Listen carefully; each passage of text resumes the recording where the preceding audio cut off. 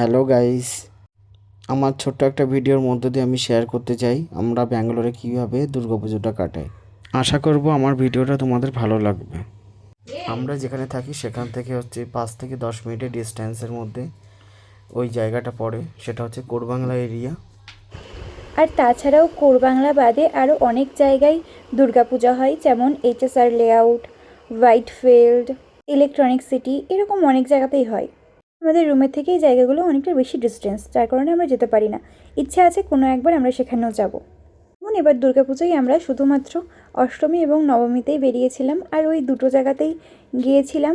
খুব মজা হয়, দেখতে পাচ্ছ যে সবাই কত এনজয় করছে, আর প্রচুর বাঙালিরা আসে। সবাই তো বাড়ির পুজোটা তো সবাই মিস করেই, কলকাতার পুজো তো সবাই মিস করেই, তবুও এই যে সবাই একটা একসাথে হওয়া, একটা গেট টুগেদার বলতে পারো, খুবই এনজয় হয়, দেখতে খুবই ভালো লাগে।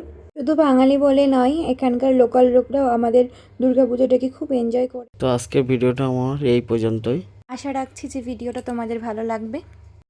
শুভ বিজয়া সকলকে, বড়দেরকে প্রণাম এবং ছোটদেরকে আমার তরফ থেকে আন্তরিক ভালোবাসা জানিয়ে আজকের ভিডিওটা আমি এখানেই শেষ করছি।